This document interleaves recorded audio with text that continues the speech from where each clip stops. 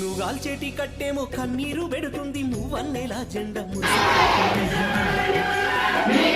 నీ తోటి సైనికులంతా జోహార్లు అన్నారు, గన్ను తీసి గుళ్ళు గాలిలో పేల్చిండ్రు.